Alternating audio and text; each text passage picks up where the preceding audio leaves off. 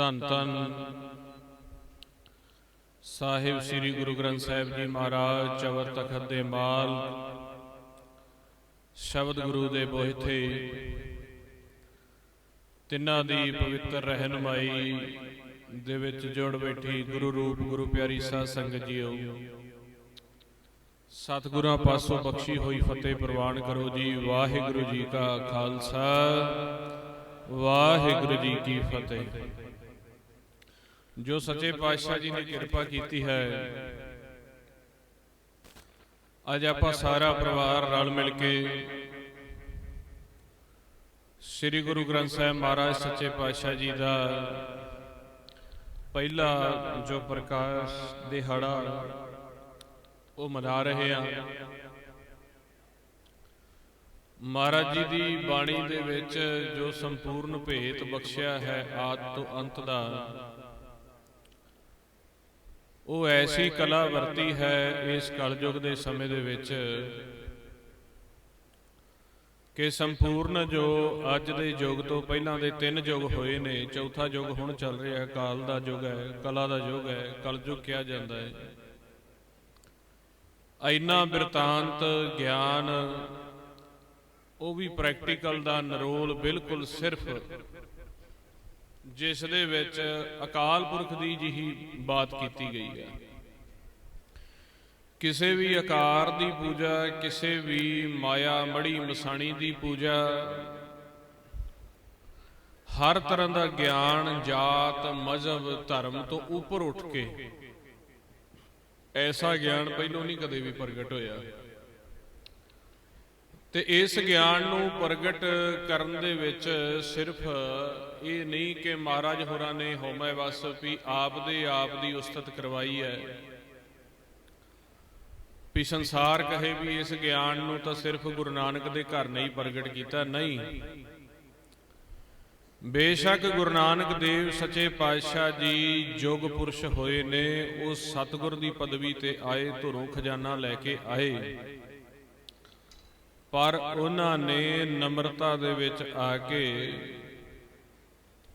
ਜਦੋਂ ਗੁਰੂ ਗ੍ਰੰਥ ਸਾਹਿਬ ਮਹਾਰਾਜ ਜੀ ਦੀ ਬਾਣੀ ਦੀ ਸੰਪਾਦਨਾ ਹੋਈ ਹੈ ਗੁਰੂ ਅਰਜਨ ਦੇਵ ਮਹਾਰਾਜ ਸੱਚੇ ਪਾਤਸ਼ਾਹ ਪਾਸੋਂ, ਤਾਂ ਉਹਨਾਂ ਨੇ ਹੋਰ ਵੀ ਸੰਸਾਰ ਦੇ ਵਿਚਰ ਰਹੇ ਸ਼੍ਰੋਮਣੀ ਭਗਤ ਕਬੀਰ ਜੀ, ਫਰੀਦ ਜੀ, ਨਾਮਦੇਵ ਜੀ, ਸਧਨਾ ਜੀ, ਸੈਣ ਜੀ, ਸਾਰੇ ਭਗਤਾਂ ਨੂੰ ਜਗ੍ਹਾ ਦਿੱਤੀ ਹੈ, ਕਿਉਂਕਿ ਗੱਲ ਇੱਕ ਸੀਗੀ।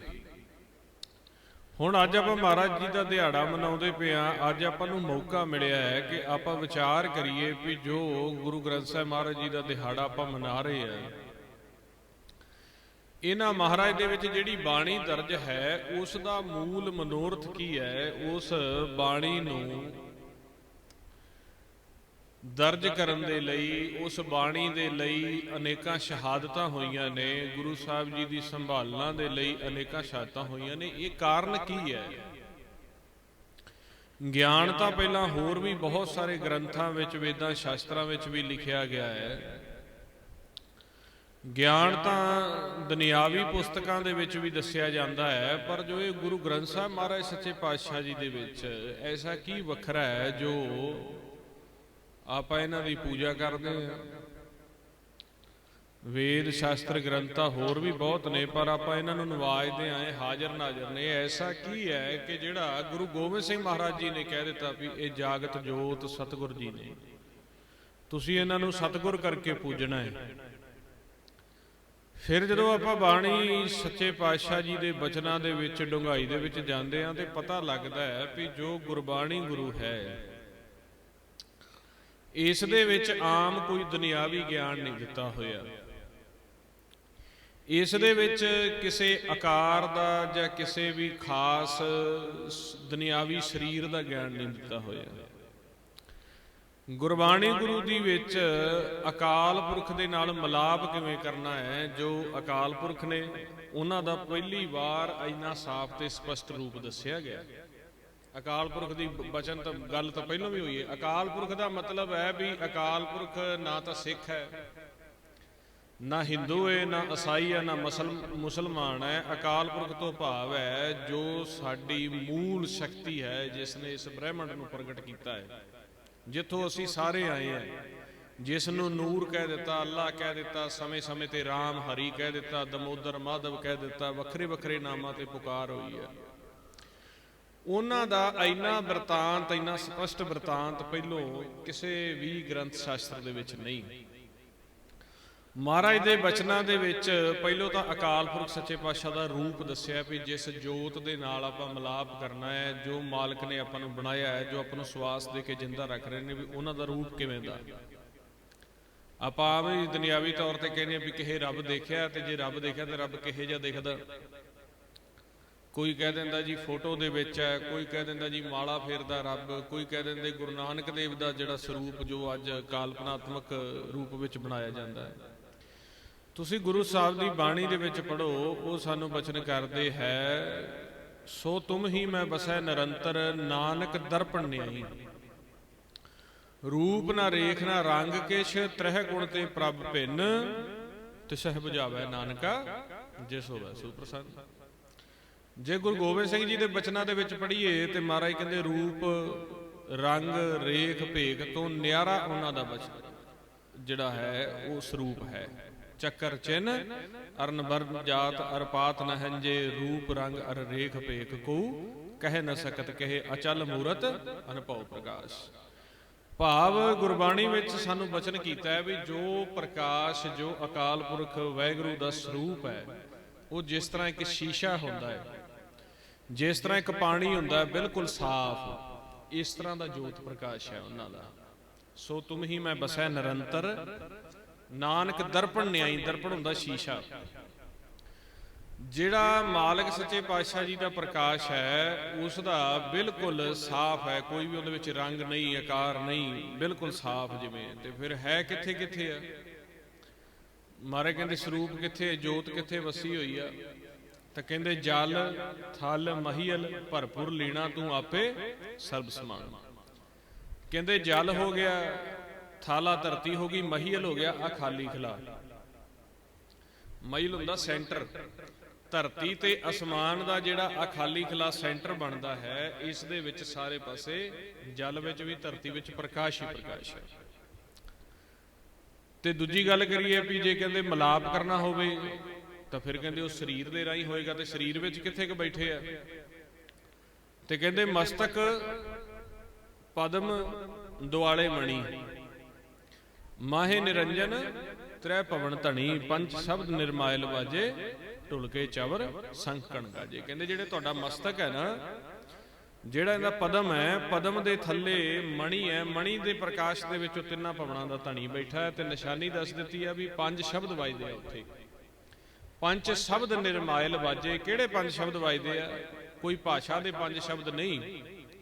ਕਹਿੰਦੇ ਢੁਲਕੇ ਚਵਰ ਸੰਖ ਘਣ ਗਾਜੇ, ਜਿਵੇਂ ਢੋਲਕੀ ਦੀ ਆਵਾਜ਼ ਆਉਂਦੀ ਹੈ, ਚਵਰ ਦੀ ਆਵਾਜ਼ ਆਉਂਦੀ, ਸੰਖ ਦੀ ਆਵਾਜ਼ ਆਉਂਦੀ, ਘਣ ਦੀ ਆਵਾਜ਼ ਆਉਂਦੀ, ਗਰਜ ਪੈਂਦੀ ਆ, ਉਸ ਤਰ੍ਹਾਂ ਕਹਿੰਦੇ ਤੁਹਾਡੇ ਮਸਤਕ ਤੇ ਜਿੱਥੇ ਪ੍ਰਕਾਸ਼ ਰੂਪ ਹੋ ਕੇ ਬੈਠੇ ਆ ਮਾਲਕ, ਉੱਥੇ ਅਨਹਦ ਰੂਪ ਦੇ ਵਿੱਚ ਸਾਜ਼ਾਂ ਦੀ ਆਵਾਜ਼ ਵੱਜਦੀ ਆ।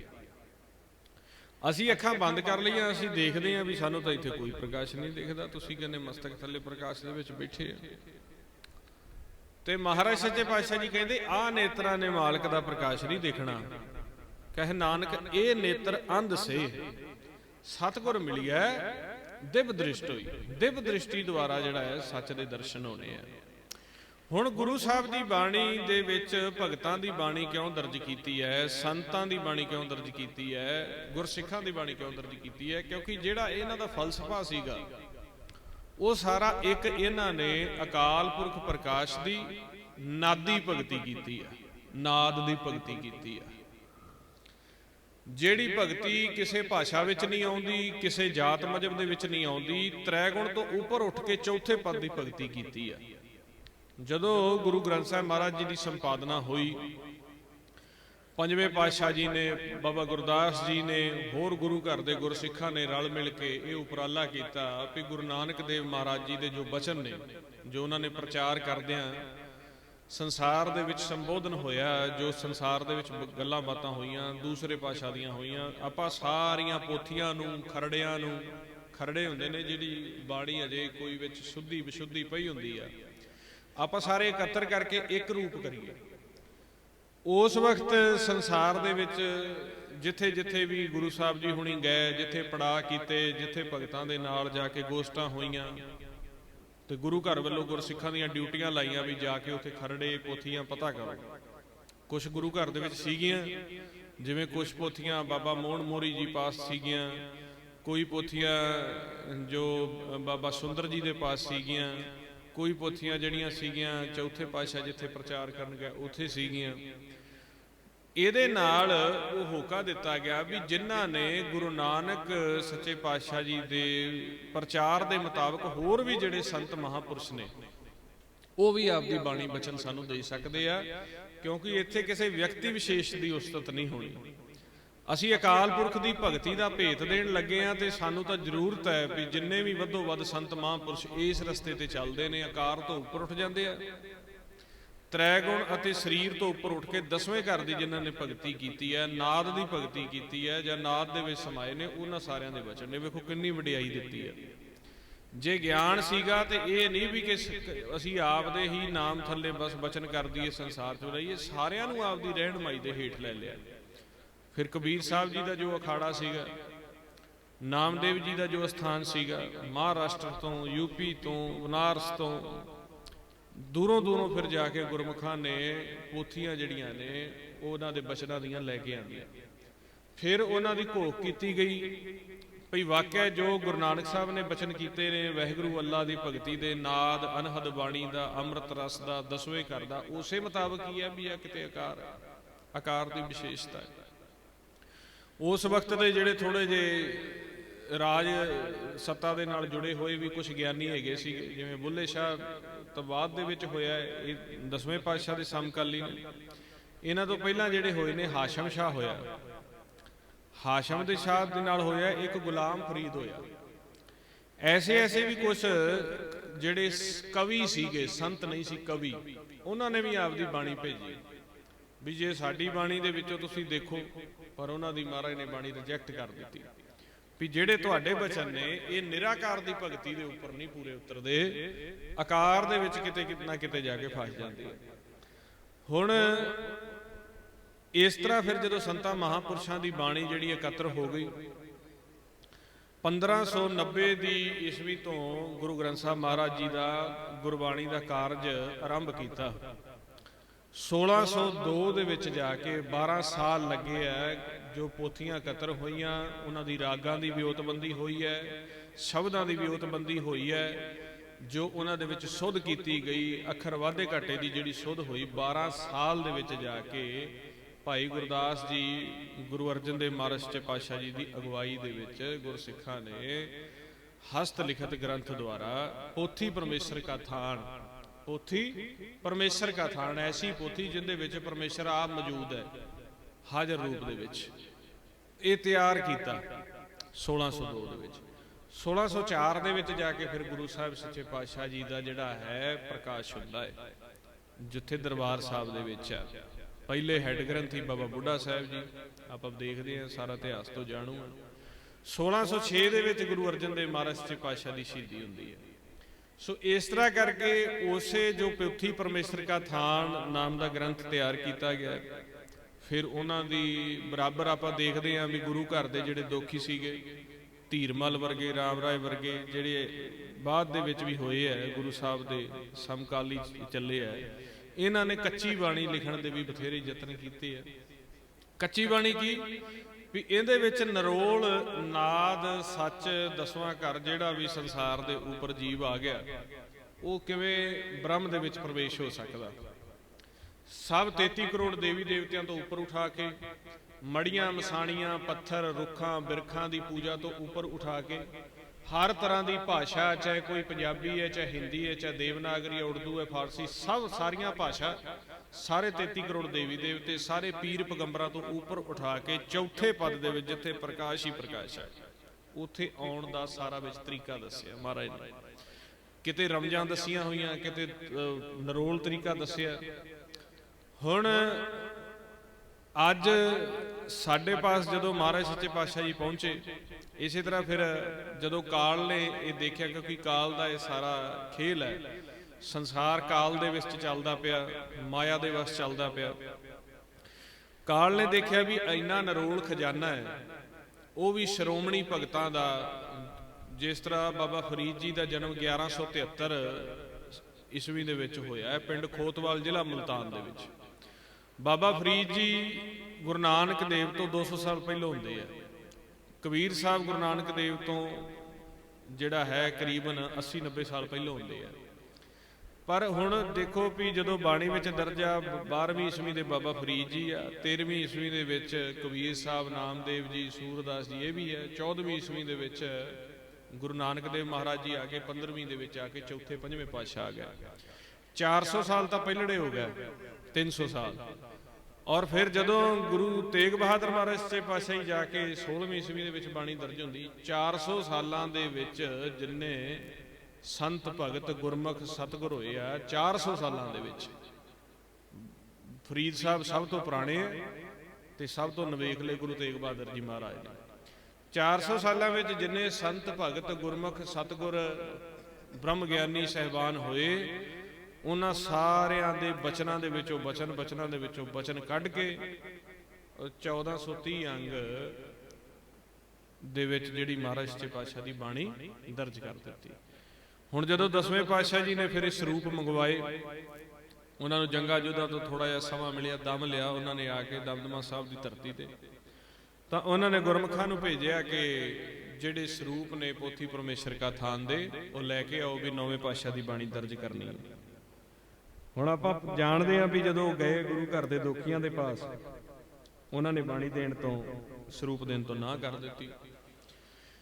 ਹੁਣ ਜੋ ਗੁਰੂ ਗੋਬਿੰਦ ਸਿੰਘ ਮਹਾਰਾਜ ਸੱਚੇ ਪਾਤਸ਼ਾਹ ਜੀ ਦੇ ਨਾਲ ਬਾਬਾ ਮਨੀ ਸਿੰਘ ਜੀ, ਬਾਬਾ ਦੀਪ ਸਿੰਘ ਜੀ ਔਰ ਹੋਰ ਵੀ ਕਈ ਗੁਰਮੁਖ ਸੀ, ਉਹ ਪੂਰਨ ਸੱਚ ਦੇ ਵਿੱਚ ਸਮਾ ਚੁੱਕੇ ਸੀ। ਜਦੋਂ ਇਹ ਬਾਣੀ ਫਿਰ ਉਹਨਾਂ ਨੇ ਸਰੂਪ ਨਹੀਂ ਦਿੱਤੇ, ਤਾਂ ਫਿਰ ਮਹਾਰਾਜ ਸੱਚੇ ਪਾਤਸ਼ਾਹ ਜੀ ਨੇ 2 ਤੰਬੂ ਲਗਵਾ ਕੇ ਗੁਰਮੁਖ, ਕਿਉਂਕਿ ਚੌਥੇ ਪਦ ਦੇ ਵਿੱਚ ਵਿਚਰਦੇ ਸੀ, ਨਾਦ ਦੇ ਵਿੱਚ ਸਮਾਏ ਹੋਏ ਸੀ। ਅੱਗੇ ਆਪਾਂ ਗੱਲ ਕਰਾਂਗੇ ਵੀ ਨਾਦ ਕੀ ਹੈ, ਨਾਦ 'ਚ ਕਿਵੇਂ ਸਮਾਉਣਾ, 10ਵਾਂ ਘਰ ਕੀ ਹੈ, ਉਹਦੇ ਵਿੱਚ ਕਿਵੇਂ ਬੈਠਣਾ। ਉਹਨਾਂ ਗੁਰਮੁਖਾਂ ਨੂੰ ਤ੍ਰੈਗੁਣ ਤੋਂ 9 ਦਰਵਾਜ਼ਿਆਂ ਤੋਂ ਉੱਪਰ ਉਠਾ ਕੇ 10ਵੇਂ ਘਰ ਦੇ ਵਿੱਚ ਬਿਠਾਇਆ। ਔਰ ਜਿਹੜੀ ਇਹ ਆਪਾਂ ਬਚਨ ਕਰ ਰਹੇ ਹਾਂ, ਜਿਵੇਂ ਮੈਂ ਹੁਣ ਬਚਨ ਕਰ ਰਿਹਾ, ਤੁਸੀਂ ਮੇਰੇ ਬਚਨ ਸੁਣ ਰਹੇ ਹੋ, ਜੋ ਇਸ ਸਮੇਂ ਦਾ ਮਾਹੌਲ ਹੈ, ਮੈਂ ਬੋਲ ਰਿਹਾ, ਤੁਸੀਂ ਸੁਣ ਰਹੇ ਹੋ, ਇਹ ਸਾਰਾ ਐਸ ਆ ਖਾਲੀ ਖਲਾ ਜਿਹਨੂੰ ਮਈਲ ਕਹਿ ਦਿੱਤਾ, ਇਹਦੇ ਵਿੱਚ ਰਿਕਾਰਡ ਹੋ ਰਿਹਾ ਇਸ ਟਾਈਮ। ਆਪਣਾ ਮੇਰੇ ਬਚਨ ਵੀ ਇੱਥੇ ਰਿਕਾਰਡ ਹੋ ਰਹੇ ਨੇ, ਜੋ ਮੈਂ ਬੋਲ ਰਿਹਾ। ਤੁਹਾਡਾ, ਤੁਸੀਂ ਇੱਥੇ ਬੈਠੇ ਆ, ਇਹ ਨਾਲੋਂ ਨਾਲ ਅਕਾਲ ਪੁਰਖ ਦਾ ਐਸਾ ਹਿਸਾਬ ਕਿਤਾਬ ਹੈ, ਐਸਾ ਸੱਚੇ ਪਾਤਸ਼ਾਹ ਦਾ ਚਿੱਤਰਗੁਪਤ ਦਾ ਹਿਸਾਬ ਕਿਤਾਬ ਹੈ ਕਿ ਜੋ ਅਸੀਂ ਇੱਥੇ ਕਰਦੇ ਪਏ ਆ, ਸਾਡੀ ਸਾਰੀ ਕਰਮ ਦੀ ਐਕਟੀਵਿਟੀ ਆ ਇੱਥੇ ਸਾਡੇ ਸਾਹਮਣੇ ਬੈਠੇ ਮਾਲਕ ਰਿਕਾਰਡ ਹੋ ਰਹੀ ਹੈ। ਸੋ ਜਦੋਂ ਗੁਰੂ ਸਾਹਿਬ ਜੀ ਦੇ ਬਾਣੀ ਦਰਜ ਕਰਨ ਲੱਗੇ, ਕਬੀਰ ਸਾਹਿਬ ਦੇ ਬਚਨ ਵੀ, ਨਾਮਦੇਵ ਜੀ ਦੇ ਬਚਨ ਵੀ, ਜੋ ਵੀ ਆਪਾਂ ਬਚਨ ਕਰ ਦਿੰਦੇ ਆ, ਇੱਥੋਂ ਮੂੰਹੋਂ ਕੱਢ ਦਿੱਤਾ, ਉਹ ਇੱਥੇ ਹੀ ਦਰਜ ਰਹਿੰਦਾ ਹੈ। ਚਾਹੇ ਉਹਨੂੰ 1000 ਸਾਲ ਬਾਅਦ ਸੁਣੋ, ਚਾਹੇ ਉਹਨੂੰ 5000 ਸਾਲ ਬਾਅਦ ਸੁਣੋ, ਆ ਖਾਲੀ ਦੇ ਵਿੱਚ ਮੌਜੂਦ ਰਹਿੰਦੀ ਸਾਡੀ ਆਵਾਜ਼ ਕਿਤੇ ਵੀ ਨਹੀਂ ਜਾਂਦੀ। ਇੱਥੋਂ ਬੋਲਿਆ, ਇੱਥੇ ਛੱਡ ਦਿੱਤਾ। ਜੋ ਮੈਂ ਬਚਨ ਕਰਦਾ ਪਿਆ, ਇੱਥੇ ਰਿਕਾਰਡ ਹੈ। ਇੱਥੋਂ ਹੀ ਜਦੋਂ ਸਾਡਾ ਸਵਾਸਾਂ ਦਾ ਧਨ ਖਤਮ ਹੋਣਾ, ਅਸੀਂ ਆ ਸੂਖਮ ਦੇਹੀ ਨੇ ਅਸਥੂਲ ਤੋਂ ਵਾਪਸ ਹੋ ਕੇ ਆਪਦੇ ਅਸੀਂ ਘਰ ਜਾਣਾ, ਜਿੱਥੇ ਸਾਡਾ ਹਿਸਾਬ ਕਿਤਾਬ ਹੁੰਦਾ, ਉੱਥੇ ਇਸੇ ਆਵਾਜ਼ ਨੂੰ ਪਕੜ ਕੇ ਅਕਾਲ ਪੁਰਖ ਪਾਸੋਂ ਸਾਡਾ ਹਿਸਾਬ ਕਿਤਾਬ ਕੀਤਾ ਜਾਂਦਾ। ਅਸੀਂ ਮੁੱਕਰ ਨਹੀਂ ਸਕਦੇ। ਇਸੇ ਜੋ ਆ ਵੀਡੀਓਗ੍ਰਾਫੀ ਹੈ ਸਾਡੀ, ਇਸੇ ਨੂੰ ਦਿਖਾ ਕੇ ਸਾਡੀ ਆਵਾਜ਼ ਨੂੰ ਪਕੜ ਕੇ ਸਾਡੇ ਕਰਮ ਦਾ ਹਿਸਾਬ ਕਿਤਾਬ ਹੁੰਦਾ ਹੈ। ਤੇ ਸਾਡੇ ਧਿਆਨ ਦੇ ਮੁਤਾਬਕ ਸਾਨੂੰ ਜੇ ਸੱਚ ਵਿੱਚ ਬੈਠਣ ਜੋਗਾ ਸੱਚ ਵਿੱਚ ਬਿਠਾਇਆ ਜਾਂਦਾ, ਤੇ ਜੇ ਕਰਨੀ ਐਸੀ ਕੀਤੀ ਤੇ ਅਗਲੇ ਕੱਪੜਿਆਂ ਦੇ ਵਿੱਚ, ਭਾਵੇਂ ਉਹ 84 ਲੱਖ ਜੂਨ ਦਾ ਕੱਪੜਾ ਤੇ ਭਾਵੇਂ ਮਨੁੱਖ ਜਾਮੇ ਦਾ ਉਧਰ ਤੋੜ ਦਿੱਤਾ ਜਾਂਦਾ। ਸੂਖਮ ਜਿਹੜਾ ਲਗਾਤਾਰ ਯਾਤਰਾ ਕਰਦਾ ਰਹਿੰਦਾ। ਹੁਣ ਬਾਬਾ ਮਨੀ ਸਿੰਘ ਜੀ ਅਤੇ ਬਾਬਾ ਦੀਪ ਸਿੰਘ ਜੀ ਨੂੰ ਕਲਾ ਪ੍ਰਗਟ ਕੀਤੀ 10ਵੇਂ ਪਾਤਸ਼ਾਹ ਜੀ ਨੇ ਵੀ ਜਿਹੜੇ ਮਹਾਂਪੁਰਸ਼ਾਂ ਦੇ ਬਾਣੀ ਜਿਹੜੀ ਹੈ ਉਹ ਅਗੰਮ ਦੇ ਵਿੱਚੋਂ ਪਕੜੀ ਜਾਵੇ। ਹੁਣ ਉੱਥੇ ਫਿਰ ਉਹ ਬਚਨ, ਜਿਸ ਤਰ੍ਹਾਂ ਬਾਬਾ ਕਬੀਰ ਸਾਹਿਬ ਜੀ ਦੇ ਜੋ ਬਚਨ ਦਰਜ ਹੋਏ ਸੀ, ਉਹਨਾਂ ਨੇ ਸੁਖਮ ਵਿੱਚ ਧਿਆਨ ਧਰਿਆ, ਕਬੀਰ ਸਾਹਿਬ ਦਾ ਧਿਆਨ ਧਰਿਆ। ਕਬੀਰ ਸਾਹਿਬ ਦੇ ਸੁਖਮ ਦੇ ਵਿੱਚੋਂ ਪੂਰਨ ਉਹ ਬਾਣੀ ਆਉਣ ਲੱਗੀ। ਉਧਰੋਂ ਗੁਰਮੁਖ ਫੜਦੇ, ਇਧਰੋਂ ਇੱਕ ਦੂਜੇ ਲਿਖਾਰੀ ਲਿਖੀ ਜਾਂਦੇ, ਗੁਰਮੁਖ ਬੋਲੀ ਜਾਂਦੇ, ਤੇ ਨਾਲ ਜਦੋਂ ਸ਼ਾਮ ਤੱਕ ਜੋ ਜਿਹੜੀ ਬਾਣੀ ਦਰਜ ਹੋ ਜਾਂਦੀ, ਗੁਰੂ ਗੋਬਿੰਦ ਸਿੰਘ ਮਹਾਰਾਜ ਸੱਚੇ ਪਾਤਸ਼ਾਹ ਨੂੰ ਦਿਖਾ ਕੇ ਮੋਹਰ ਲਵਾ ਲੈਂਦੇ।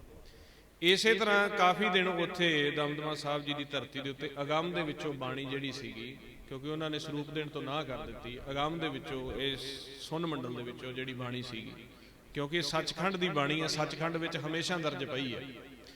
ये बाणी का तो जिहड़ा आकार है 1430 अंग विच बहुत थोड़ा है। गुरु नानक साहब के होर बहुत बचन, बेअंत बचन, गुरु अंगद देव के बेअंत बचन ने, क्योंकि महाराज ने इन्ना प्रचार किया, बेअंत बाणी है। पर ਉਹਦੇ ਵਿੱਚੋਂ सौखे तो सौखा, क्योंकि कलयुगी जीव की जिहड़ी मत हुंदी है बहुत मोटी हुंदी है, बुद्धि मोटी हुंदी कलयुगी जीव, सानू सौखे तो सौखे बचन दिते है। बाकी गुरु नानक देव जी के बचन तो बहुत ज़्यादा पै, उहदे विचों इस तरह गुरमुखां ने बचन पकड़े, सचखंड दे विचों बचन पकड़े और सारा दर्ज करके गुरु गोबिंद सिंह महाराज जी ने 9वें पातशाह के बचन दर्ज करके इन्हां नूं फिर जिहड़ा है मोहर लगा के ते फिर प्रतख हो गया भी पहलों तो चलो लिखारियां ने खरड़े इकट्ठे किए, पोथियां इकट्ठियां कीतियां भी हुण तां इह धुरों ही सीधा दसम पातशाह ने आप दी ध्यान की ताकत द्वारा बाणी नूं उतार लिया। ते कहंदे धुर की बाणी आई तुद सगली चिंत मिटाई। ਉਹ ਜਦੋਂ ਧੁਰੋਂ ਬਾਣੀ ਪ੍ਰਗਟ ਹੋ ਗਈ ਤੇ ਫਿਰ ਉਹਨਾਂ ਨੇ ਕਿਹਾ ਵੀ ਇਹ ਬਾਣੀ ਸਤਿਗੁਰ ਜੀ ਨੇ, ਅਕਾਲ ਪੁਰਖ ਸੱਚੇ ਪਾਤਸ਼ਾਹ ਜੀ ਨੇ ਹੁਣ ਆਪ ਸਾਡੇ ਅੱਗੋਂ ਪ੍ਰਗਟ ਹੋ ਕੇ ਤੇ ਲਿਖਾਈ ਹੈ। ਇਸ ਕਰਕੇ ਸਤਿਗੁਰ ਕੀ ਬਾਣੀ ਸਤ ਸਰੂਪ ਹੈ, ਗੁਰਬਾਣੀ ਬਣੀ ਹੈ। ਉਹਨਾਂ ਨੇ ਕਿਹਾ ਇਹ ਸਤ ਦੇ ਵਿੱਚ, ਸੱਚ ਦੇ ਮੁਖ ਦੇ ਵਿੱਚੋਂ ਹੁਣ ਸਿੱਧੀ ਪ੍ਰਗਟ ਹੋਈ ਹੈ। ਇਸ ਕਰਕੇ ਇਸ ਇੱਕ ਇੱਕ ਬਚਨ ਦੇ ਵੀ ਉੱਪਰ ਗੁਰਸਿੱਖਾਂ ਨੂੰ ਕਿਹਾ ਵੀ ਸ਼ੰਕਾ ਨਹੀਂ ਕਰਨਾ। ਇਹ ਸਾਰਾ ਬਚਨ ਜਿੰਨਾ ਵੀ ਹੈ ਅਗੰਮ ਦੇ ਵਿੱਚੋਂ, ਸੁਨ ਮੰਡਲ ਦੇ ਵਿੱਚੋਂ ਗੁਰਮੁਖਾਂ ਦੀ ਅਧਿਆਤਮਕ ਤਾਕਤ ਦੇ ਨਾਲ ਪ੍ਰਗਟ ਹੋਇਆ।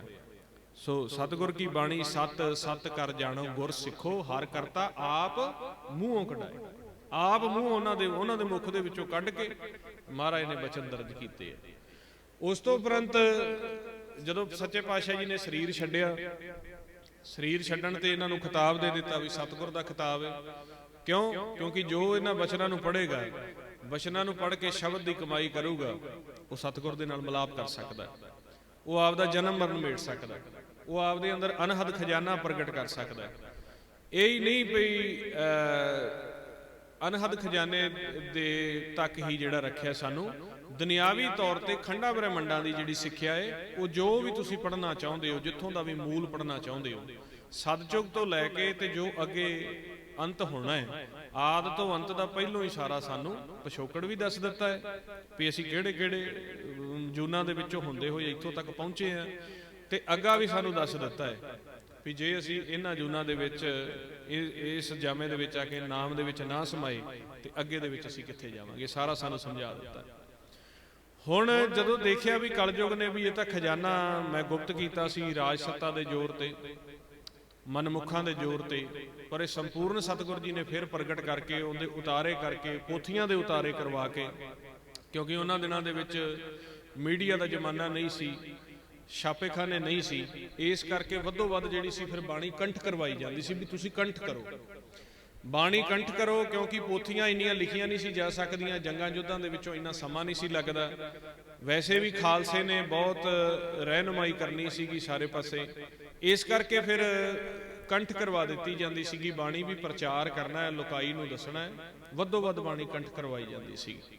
कंठ करते गुरमुख, और जदों पता लग गया भी अगम का खजाना प्रगट हो चुकिया, काल ने महाराज सच्चे पातशाह के स्वरूप नूं धुरों ही जिहड़ा है भी इस स्वरूप नूं आकार नूं मैं खत्म कर दियां भी ना कोई सच का खजाना होएगा, ना सच की हवा कोई चलेगी, ना कोई नाम की ठंडक चलेगी। तो उथों बाबा बंदा सिंह बहादुर तो लैके अज तक काल दियां फौजां, कूड़ दे राजे, कूड़ दियां सरकारां, मनमुख जिहड़े ने लगातार महाराज दे स्वरूप दियां बेअदबियां करदे आ रहे हैं। ये अज नहीं बेअदबियां होण लगियां, बेअदबियां बाबा बंदा सिंह बहादुर तो शुरू हो गई भी इस अगम के खजाने नूं जिन्हों गुरु गोबिंद सिंह महाराज जी ने आप की ताकत द्वारा, पंजवें पातशाह ने कितनी ताकत लगी है, फिर संभाल हुई है, फिर दसवें पातशाह ने कितनी ताकत लगी, तो हुण तक पता नहीं कितनियां शहीदियां हो गई महाराज के स्वरूप नूं बचाउण दे लई, इहनूं खत्म कर दिता जाए। पर महाराज सच्चे पातशाह की कृपा है, जदों सतगुर जी का थापड़ा हो गया, सतगुर जी का थापड़ा तो कोई मेट नहीं सकता, सतगुर की दात को मेट ना सके, दात है उन्होंने आपां नूं दित्ती। गुरु नानक देव महाराज जी ने अग्गा वेख्या भी इन्ना घोर कलयुग आउंदा पिया, सारे अगे अगन दे विच इन्ने अगे चले जाणगे भी रिश्ते खत्म हो जाणगे, नाते खत्म हो जाणगे, इत्थों तक भी आपो आप दा ਵਜੂਦ ਰੱਖਣ ਦੇ ਵਿੱਚ ਲੋਕ ਇੰਨੇ ਮਗਨ ਹੋ ਜਾਣਗੇ ਵੀ ਕੋਈ ਕਿਸੇ ਦੇ ਨਾਲ ਗੱਲਬਾਤ ਨਹੀਂ ਕਰੇਗਾ ਤੇ ਰੋਟੀ ਦੀ ਥੋੜ ਪੈ ਜਾਏਗੀ, ਕਿਉਂਕਿ ਕਾਲ ਦਾ ਐਸਾ ਸਮਾਂ ਆ ਜਾਏਗਾ ਅੰਨ ਅਨਾਜ ਵੀ ਨਹੀਂ ਮਿਲੇਗਾ। ਇੰਨੀ ਜਿਹੜੀ ਭੁੱਖ, ਇੰਨਾ ਪਾਪ, ਇੰਨੀ ਅਗਨ ਵੱਧ ਜਾਊਗੀ। ਉਹਨਾਂ ਨੇ ਅੱਗੇ ਨੂੰ ਆਉਂਦੇ ਹੋਏ ਵੀ ਚਲੋ ਜਿਹੜਾ ਤਨ ਦਾ ਭੋਜਨ ਹੈ ਬਹੁਤ ਜ਼ਿਆਦਾ ਜ਼ਰੂਰੀ ਹੈ, ਸਾਡੇ ਤੇ ਕਿਰਪਾ ਕਰ ਦਿੱਤੀ, ਸਾਨੂੰ ਲੰਗਰ ਬਖਸ਼ ਦਿੱਤਾ। ਉਹਨਾਂ ਬਚਨ ਕਰਕੇ ਆਪ ਦੇ ਜੋ ਮਹਿਤਾ ਜੀ ਪਾਸੋਂ ਉਹਨਾਂ ਨੂੰ ਜੋ ਮਾਇਆ ਮਿਲੀ, ਉਹ ਉਹਨਾਂ ਨੇ ਆਪ ਦੀ ਮਾਇਆ ਵਿੱਚੋਂ ਲੰਗਰ ਚਲਾ ਦਿੱਤਾ। ਉਹ ਲੰਗਰ ਐਸਾ ਚੱਲਿਆ ਵੀ ਉਹ ਜੁਗਾਦ ਤੱਕ ਵੀ ਚੱਲਦਾ ਰਹੇਗਾ। ਮਹਾਰਾਜ ਸੱਚੇ ਪਾਤਸ਼ਾਹ ਜੀ ਨੇ ਆਪ ਸ਼ੁਰੂ ਕੀਤਾ।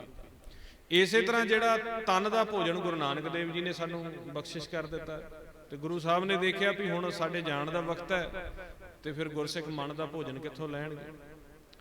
ਇਸ ਕਰਕੇ ਉਹਨਾਂ ਨੇ ਫਿਰ ਜਿਹੜਾ ਦੇਗ ਤਾਂ ਚੱਲ ਹੀ ਰਹੀ ਸੀ, ਦੇਗ ਫਤਿਹ ਸੀਗੀ, ਨਾਲ ਤੇਗ ਫਤਿਹ ਕਰ ਦਿੱਤੀ, ਨਾਲ ਕਲਮ ਵੀ ਫਤਿਹ ਕਰ ਦਿੱਤੀ। ਦੇਗ, ਤੇਗ ਅਤੇ ਕਲਮ ਤਿੰਨਾਂ ਦੀ ਬਖਸ਼ਿਸ਼ ਆਪਾਂ ਨੂੰ ਦੇ ਦਿੱਤੀ।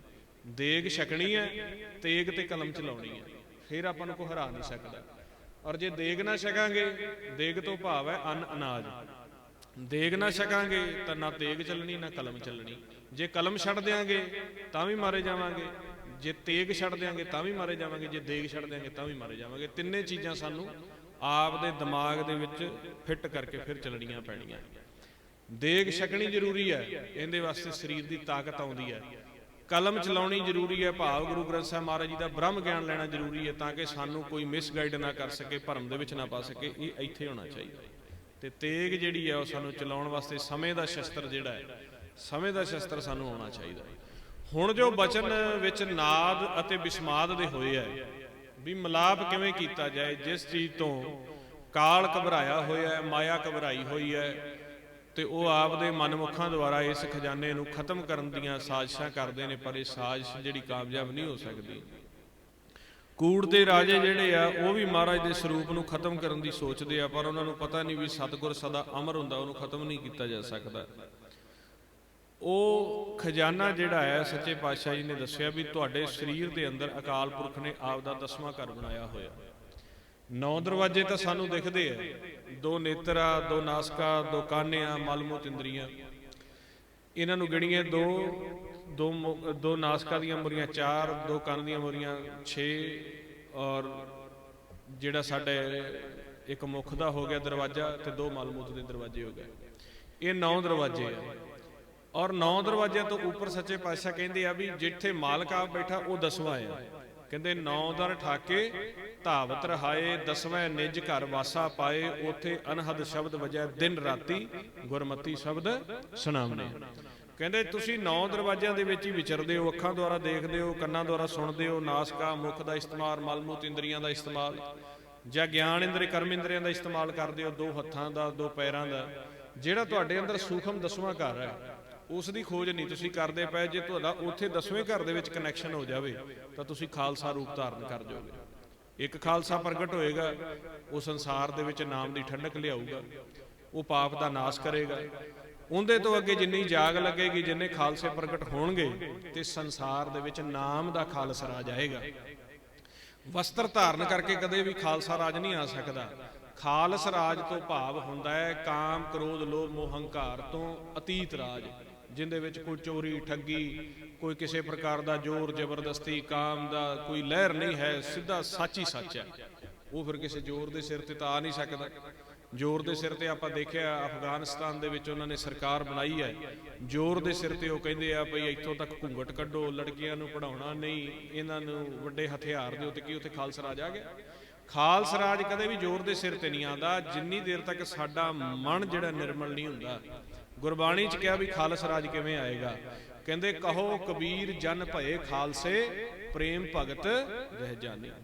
ਜਦੋਂ ਪ੍ਰੇਮਾ ਭਗਤੀ ਜੋ ਅੰਦਰ ਸਾਡੇ ਲਗਾਤਾਰ ਅਨਹਦ ਸ਼ਬਦ ਚੱਲ ਰਿਹਾ ਹੈ, ਔਰ ਜਦੋਂ ਸਾਡਾ ਮਨ ਖਾਲਸ ਹੋ ਜਾਂਦਾ ਹੈ, ਉਸ ਸ਼ਬਦ ਨੂੰ ਸੁਣਦਾ ਹੈ, ਜਿਹਨੂੰ ਕਹਿੰਦੇ ਨੇ ਭੁਗਤ ਗਿਆਨ ਦਇਆ ਭੰਡਾਰਨ, ਘਟ ਘਟ ਵਾਜੈ ਨਾਦ। ਜਿਹੜਾ ਘਟ ਘਟ ਦੇ ਵਿੱਚ ਨਾਦ ਵੱਜਦਾ ਪਿਆ ਨਾ, ਜਦੋਂ ਉਹਨੂੰ ਸੁਣਦਾ, ਉਹਨੂੰ ਸੁਣਦਿਆਂ ਸੁਣਦਿਆਂ ਸਾਡੇ ਮਨ ਦੇ ਵਿੱਚ ਜਿਹੜਾ ਅੰਮ੍ਰਿਤ ਰਸ ਅਤੇ ਪ੍ਰੇਮ ਦੇ ਉਮਾੜੇ ਜਿਹੜੇ ਆ ਉੱਠਦੇ ਆ, ਤੇ ਸਾਡਾ ਮਨ ਇੰਨੀ ਸਹਿਜ ਦੇ ਵਿੱਚ ਚਲਿਆ ਜਾਂਦਾ ਕਿ ਵਿਕਾਰਾਂ ਤੋਂ ਪਿੱਛੇ ਹਟ ਜਾਂਦਾ। एक जीव शब्द की कमाई करता, वो अंदर आपदी सहज दे विच बैठना शुरू हो गया, वो दूजे नूं दसदा, तीजे नूं दसदा। जदों इस तरह सारा संसार नाम दे रस्ते ते चल पैंदा, वो फिर चारे वर्ण ही खालस हो जाते हैं। हिंदू भी खालस हो जाता, मुसलमान भी खालस हो जाता, ब्राह्मण भी हो जाता, शूद्र भी हो जाता, जो जिथे वो खालस हो जाता। कोई किसी नाल झगड़ा नहीं करेगा तो सानू दुनियावी राज की लोड़ ही नहीं पैनी। जे चोर ना होणगे तो की आपां नूं लोहे दे दरवाजे लाउण दी लोड़ है? अज चोरां दा डर है, दरवाजा भी लाउणा पैंदा है। जे चोर ही ना होगा दरवाजा क्यों लगेगा? जे चोर ना होगा ताला क्यों लगेगा? तो जदों चारे वर्ण खालस हो गए तो फिर हदबंदियां दी ते फौजां दी लोड़ की है? गल ये नहीं भी एक कौम दूजे उपर जोर करके राज करेगी। जदों कोई भी जोर दे सिर ते राज करदा, वो खालसा नहीं करदा, वो आपदा जोर जमैश करदा। खालस राज जिहड़ा है वो गुरु ग्रंथ साहिब महाराज जी की ब्रह्म बाणी दे विचों प्रगट हो के ते सारियां दे विच प्यार ही प्यार वंड दिंदा है। हुण राज किहड़ा है? कहंदे पंच प्रवान पंच प्रधान पंचे पावै दरगाह मार। जदों एक जीव आप दे अंदर दसवें घर दे विच चलदे होए पंजां शब्दां दी अवस्था तक पहुंच जांदा है, उहनूं महाराज प्रधान बना दिंदे। पंच प्रवान पंच प्रधान पंचे पावै दरगाह मार, ਉਹਨੂੰ ਪ੍ਰਧਾਨ ਬਣਾ ਕੇ ਉਹਨੂੰ ਰਾਜਾ ਬਣਾ ਦਿੱਤਾ ਜਾਂਦਾ ਹੈ। ਜਦੋਂ ਅਸੀਂ ਸਿਮਰਨ ਕਰਕੇ ਸਿਮਰਨ ਕਰਦਿਆਂ ਹੋਇਆਂ ਜੋ ਗੁਰੂ ਅਰਜਨ ਦੇਵ ਮਹਾਰਾਜ ਜੀ ਕਹਿੰਦੇ ਨੇ, ਸੁਨ ਸਮਾਦ ਅਨਹਦ ਤਹਿਨਾਦ ਕਹਿਣ ਨਾ ਜਾਈ ਅਚਰ ਬਿਸਮਾਦ। ਜਿੱਥੇ ਸੁਨ ਦੇ ਵਿੱਚ ਸਮਾਧੀ ਲੱਗ ਜਾਂਦੀ ਹੈ, ਹੁਣ 9 ਦਰ ਤੋਂ ਉੱਪਰ ਸਮਾਧੀ ਲੱਗਣੀ ਹੈ। 9 ਦਰ ਕੀ ਹੋ ਗਏ? ਆ ਸਾਡਾ ਸਰੀਰ ਹੋ ਗਿਆ, ਸਾਡੀਆਂ ਲੱਤਾਂ ਬਾਹਾਂ ਹੋ ਗਈਆਂ, ਇਹਨਾਂ ਤੋਂ ਉੱਪਰ ਸ਼ਬਦ ਚੱਲਦਾ। ਉਹ ਸ਼ਬਦ ਨਾ ਵਾਹਿਗੁਰੂ ਹੈ, ਨਾ ਰਾਮ ਹੈ, ਨਾ ਹਰੀ ਹੈ, ਨਾ ਅੱਲਾ ਹੈ। ਉਹ ਲਗਾਤਾਰ ਇੱਕ ਨਾਦ ਵੱਜਦਾ। ਉਹਦੇ ਵਿੱਚ ਜਦੋਂ ਸਾਡੇ ਮਨ ਚਲਿਆ ਜਾਂਦਾ ਹੈ ਗੁਰਬਾਣੀ ਗੁਰੂ ਦੇ ਮੁਤਾਬਕ, ਉੱਥੇ ਜਾ ਕੇ ਫਿਰ ਸਾਡੀ ਪ੍ਰਵਾਨਗੀ ਹੋ ਜਾਂਦੀ ਮਨ ਦੀ, ਸਾਡੀ ਜੀਵਨ ਯਾਤਰਾ ਖਤਮ ਹੋ ਜਾਂਦੀ। ਹੁਣ ਅਸੀਂ ਬਾਹਰੀ ਤੌਰ ਤੇ ਤਾਂ ਭਗਤੀ ਕਰ ਲੈਂਦੇ ਹਾਂ, ਕੋਈ ਰਾਮ ਜਪਦਾ, ਕੋਈ ਹਰੀ, ਕੋਈ ਅੱਲਾ, ਕੋਈ ਗਿਣਤੀ ਦੀਆਂ ਮਾਲਾ ਫੇਰਦਾ, ਕੋਈ ਬੋਦੀ ਰੱਖਦਾ, ਕੋਈ ਦਾੜੀ ਰੱਖਦਾ, ਕੋਈ ਦਾੜੀ ਕਟਾਉਂਦਾ, ਵੱਖਰੇ ਵੱਖਰੇ ਧਰਮ ਬਣਾਉਂਦੇ ਆ। पर जिहड़ा बाहरी ज्ञान सानू सारिਆਂ ਨੂੰ है, अंदरले पासे जे कोई कह दईए भी कोई सच का प्रकाश हुंदा है, नाम दे विच तुसीं जांदे हो, अनहद बाणी सुणदे हो, वो नहीं कोई किसी नूं हैगा। बाहरी ज्ञान झगड़े का घर है। मैं कह दियांगा मेरा ज्ञान सही है, तुसीं मैनूं टोक दिओगे नहीं, आ जिहड़ा तुसीं बचन किया इतिहास दे विच, ये नहीं, आ सही है, आपां दोनों झगड़े दे विच पै जांगे। मैं कह दियांगा मैं फरीदकोट टीके के हिसाब नाल बोलदा, तुसीं आखोगे मैं भाई साहिब सिंह दे टीके के हिसाब नाल बोलदा। दोनों का ज्ञान है, पर झगड़ा अपना नहीं खत्म होएगा। झगड़ा उदों खत्म होएगा जदों गुरमंत्र का अभ्यास करके जो मैं अंदरों अनुभव करता पिया वो तुसीं भी करोगे भी हाँ आनंद तो है। झगड़ा उदों खत्म होएगा जदों मैं भी 2 घंटे गुरमंत्र करके बैठांगा, तुसीं 2 घंटे करके बैठोगे, अपने विचार खत्म हो जाएंगे, झगड़ा खत्म। जदों शब्द की कमाई नहीं हुंदी, कल्ला ज्ञान चलता है, कल्लियां गल्लां बातां चलदियां ने, ना वो धर्म के काम आउंदियां, ना वो किसी सुधार के काम आउंदियां, वो झगड़े का काम है। ज्ञान की कोई सीमा नहीं, कोई जिन्ना मर्जी करी जाए। ज्ञान करन तो बाद जदों असीं गुरमंत्र का अभ्यास करांगे महाराज के कहण दे मुताबक, कि जदों असीं जिन्नी सुन के मन्निया तिन्ना निज घर वास, उदों अपने निज घर दे विच वास होऊगा। हुण ओह करना किवें है? महाराज कहंदे आ भी धुन मैं ध्यान, ध्यान मैं जाणिया गुरमुख अकथ कहानी। भी गुरमंत्र का अभ्यास मुखों बोलना है, जिवें तुसीं सिमरन करदे पए सी, गुरमुख तुहानूं करवाउंदे सी। आपदी आवाज़ दे विच ध्यान रखना, ते ध्यान रखदियां रखदियां पूरा फोकस जिहड़ा है वो आपदी आवाज़ ते होना चाहिदा। क्योंकि 5 दूत सानूं फुरने दिंदे आ, 5 दूत चितमय वकारा माया मोह ये पसारा, 5 दूत फुरने दिंदे आ। बाणी पढ़दियां तां विचार आउंदे आ, सिमरन करदियां तां विचार आउंदे आ, अमृत वेले उठदियां तां विचार आउंदे आ, गुरुद्वारे जांदे आ तां विचार आउंदे आ। बाहरों जिन्ना मर्जी माफ़ करियो भी 20-20 साल हो गए बाणी पढ़दियां नूं, पर जे पुछिए विचार रुक जांदे, कहंदे ना नहीं रुकदे विचार। पुछिए जपजी साहब याद है? 4 या 5 पौड़ियां अगलियां जपजी साहब दियां याद ने, 1-2 पिछलियां याद होंदियां, पिछला वो नहीं याद। क्यों? जदों जपजी साहब पढ़ते हैं पहलों 2-4 मिनट हाज़र रहिंदा, विचले जदों समा आउंदा ना उड़ जांदा, वो कोई पता नहीं की पढ़िया। जाप साहब किन्ना क याद है जी? पहलड़ियां 10-15 जिहड़ियां महाराज सच्चे पातशाह दीयां पवित्र पंक्तियां वो सुना देणगे, विच कोई याद नहीं है। गुरु ग्रंथ साहिब महाराज दे विच भी इसे तरह ही है। सारी बाणी पढ़न तो बाद, भोग पैण तो बाद, संपूर्ण होने तो बाद भी सानू ये नहीं पता लगता कि महाराज की बाणी दे विच की लिखिया। कोई कुछ 5200 5250 तो उपर शब्द ने महाराज की बाणी दे विच, कोई 2 4 5 या 10 याद ने, पर सानू अज इन्ने साल हो गए बाणी पढ़दे आ, सानू पता नहीं लगता कि बाणी कह की रहे। क्यों? मन हाज़र ही नहीं रहिंदा। ਫੁਰਨੇ ਚੱਲ ਪੈਂਦੇ ਨੇ। ਕੋਈ ਕਿਰਤ ਦੀ ਵਿਚਾਰ ਚੱਲ ਪਈ, ਖੇਤੀ ਦੀ ਵਿਚਾਰ ਚੱਲ ਪਈ, ਬਿਜ਼ਨਸ ਦੀ ਵਿਚਾਰ ਚੱਲ ਪਈ।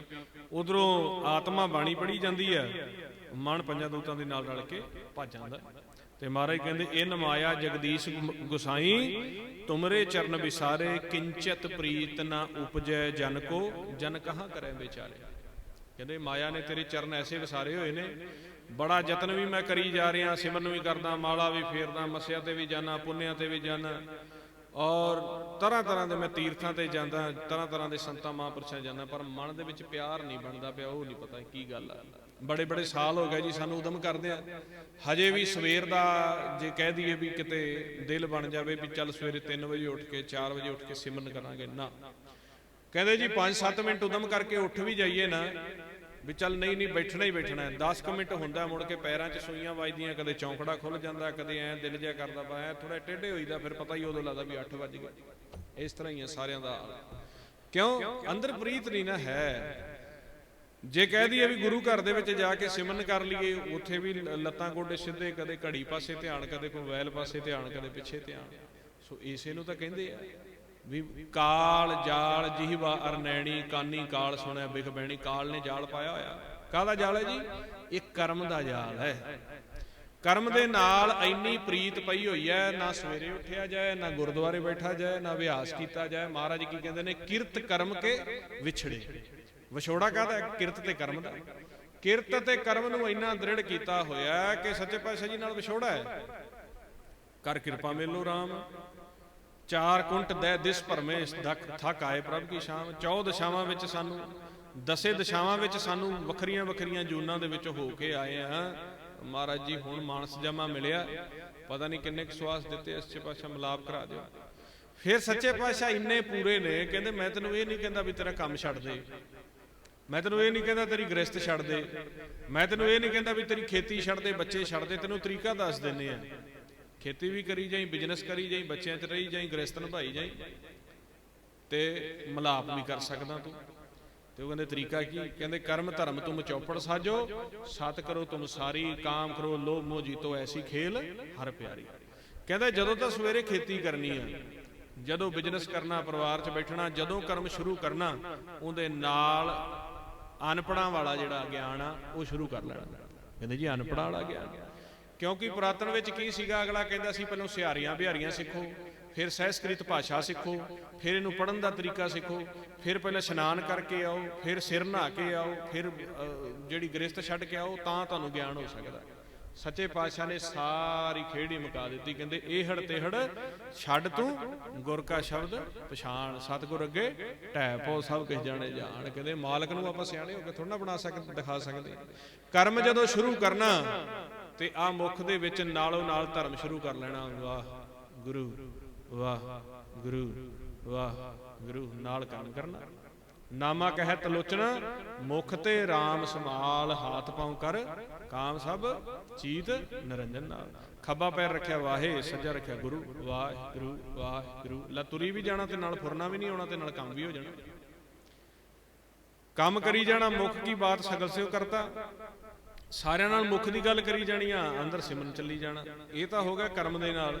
ਤੇ ਜਦੋਂ ਕਰਮ ਤੋਂ ਵਿਹਲੇ ਹੋ ਗਏ, ਕਰਮ ਤੋਂ ਜਦੋਂ ਵਿਹਲੇ ਹੋ ਗਏ, ਖਾਣਾ ਪਾਣੀ ਬਣਾ ਕੇ ਛਕ ਲਿਆ, ਸਰੀਰ ਦੀ ਸਾਰੀ ਰਹਿਤ ਵਹਿਤ ਕਰਕੇ, ਪਰਿਵਾਰ ਨੂੰ ਫਤਿਹ ਬੁਲਾ ਕੇ, ਉਸ ਤੋਂ ਮੁੜ ਕੇ ਵੀ ਆਪਾਂ ਸਰੀਰ ਛੱਡਣਾ ਹੁੰਦਾ। ਕਿਉਂਕਿ ਮਨ ਇੱਕ ਵੱਖਰਾ ਆ, ਇਹ ਸਰੀਰ ਵੱਖਰਾ ਆ। ਮਨ ਨੇ ਸ਼ਾਮ ਨੂੰ ਇਸ ਸਰੀਰ ਦੇ ਵਿੱਚੋਂ ਬਾਹਰ ਹੋ ਜਾਣਾ। ਅਸੀਂ ਜ਼ੋਰ ਲਾ ਕੇ ਵੀ ਇਸ ਸਰੀਰ ਦੇ ਵਿੱਚ ਉਹਨੂੰ ਰੱਖ ਨਹੀਂ ਸਕਦੇ। ਕੀ ਕਹਿੰਦੇ ਆ? ਦਿਵਸ ਰਾਤ ਦੋਇ ਦਾਈ ਦਾਇਆ ਖੇਲੈ ਸਗਲ ਜਗਤ। ਦਿਨ ਦੀ ਖੇਡ ਤਾਂ ਆਪਾਂ ਖੇਡ ਲਈ ਆ, ਹੁਣ ਆਪਾਂ ਕਰਮ ਕਰੀ ਜਾ ਰਹੇ ਹਾਂ। ਇਹ ਸੱਚਾ ਕਰਮ ਹੈ। 2 ਤਰ੍ਹਾਂ ਦੇ ਕਰਮ ਆ। ਕਰਮੀ ਆਪੋ ਆਪਣੀ, ਕੋ ਨੇੜੇ ਕੋਈ ਦੂਰ। ਇੱਕ ਐਸਾ ਕਰਮ ਹੈ ਜਿਹੜਾ ਪਰਮੇਸ਼ਰ ਤੋਂ ਬੜੀ ਦੂਰ ਲੈ ਜਾਂਦਾ। ਉਹ ਆਪਾਂ ਸਾਰੀ ਜਿਹੜਾ ਖੇਤਾਂ 'ਚ ਫਿਰਦੇ ਆ, ਦਿਹਾੜੀ ਕਰਦੇ ਆ, ਬਿਜ਼ਨਸ ਕਰਦੇ ਆ, ਉਹ ਦੂਰ ਲੈ ਜਾਂਦਾ ਕਰਮ ਪਰਮੇਸ਼ਰ ਤੋਂ। ਉਸ ਕਰਮ ਵਿੱਚ ਚਲੇ ਜਾਈਏ, ਪਰਮੇਸ਼ਰ ਦਾ ਨਾਮ ਜਪਣ ਨੂੰ ਦਿਲ ਨਹੀਂ ਕਰਦਾ, ਮਿਲਾਪ ਕਰਨ ਨੂੰ ਦਿਲ ਨਹੀਂ ਕਰਦਾ। ਇੱਕ ਆ ਸੱਚਾ ਕਰਮ ਹੈ। ਇਸ ਕਰਮ ਵਿੱਚ ਆ ਜਾਈਏ ਤੇ ਪਰਮੇਸ਼ਰ ਦੇ ਨੇੜੇ ਹੋ ਜਾਈਦਾ। ਕਰਮੀ ਆਪੋ ਆਪਣੀ, ਕੋ ਨੇੜੇ ਕੋ ਦੂਰ। ਹੁਣ ਆਪਾਂ ਸੱਚਾ ਕਰਮ ਕਰਦੇ ਪਏ ਆ, ਸਿਮਰਨ ਕਰੀ ਜਾ ਰਹੇ ਆ, ਮਾਲਕ ਦੀ ਉਸਤਤ ਕਰੀ ਜਾ ਰਹੇ ਆ, ਧਿਆਨ ਦੇ ਤਰੀਕੇ ਕਰੀ ਜਾ ਰਹੇ ਆ। ਤੇ ਜਦੋਂ ਫਿਰ ਆਪਾਂ ਸ਼ਾਮ ਨੂੰ ਵਿਹਲੇ ਹੋ ਗਏ, ਕਰਮ ਤੋਂ ਸਾਰੇ ਵਿਹਲੇ ਹੋ ਗਏ, ਤੇ ਦਿਨ ਦਾ ਕਰਮ ਤਾਂ ਆਪਾਂ ਕਰ ਲਿਆ। ਹੁਣ ਰਾਤ ਨੂੰ ਕੀ ਕਰਨਾ? ਰਾਤ ਨੂੰ ਸਾਡਾ ਮਨ ਇਸ ਸਰੀਰ ਦੇ ਵਿੱਚੋਂ ਵੱਖ ਹੋ ਜਾਊਗਾ। ਉਹ ਨੀਂਦ ਜਿਹਨੂੰ ਆਪਾਂ ਕਹਿੰਦੇ ਆ। ਵੱਖ ਹੋ ਕੇ ਕਿੱਥੇ ਜਾਂਦਾ?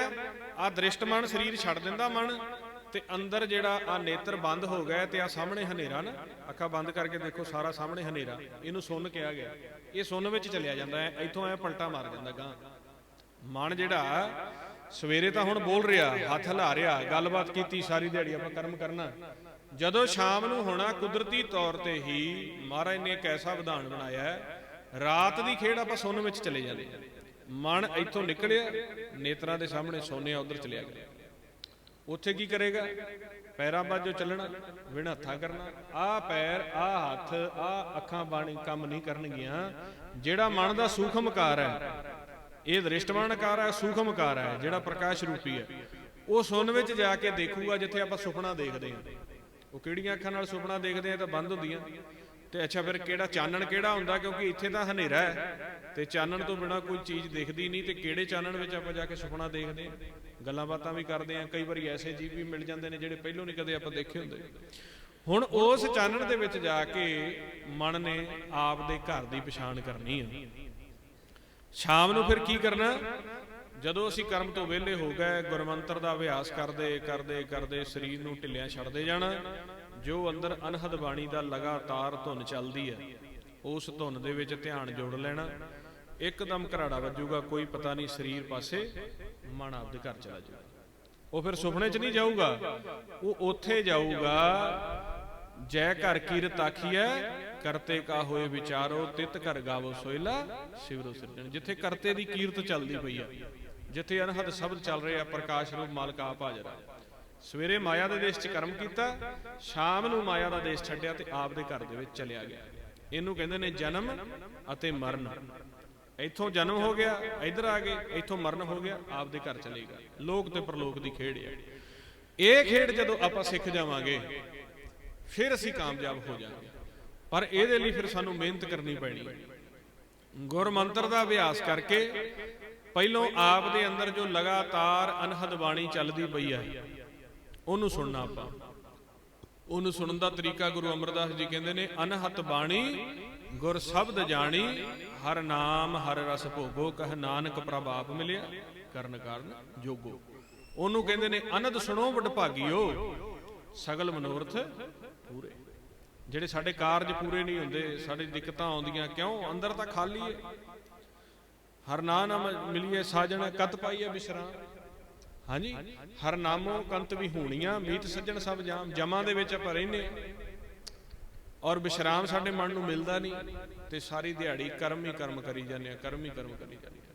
ਤੇ ਕਹਿੰਦੇ ਫਿਰ ਕੀ ਬਣ ਗਿਆ? ਜਿੱਤ ਘਰ ਹਰ ਕੰਤ ਨਾ ਪ੍ਰਗਟੀ, ਭੱਠ ਨਗਰ ਸਿਗਰਾਮ।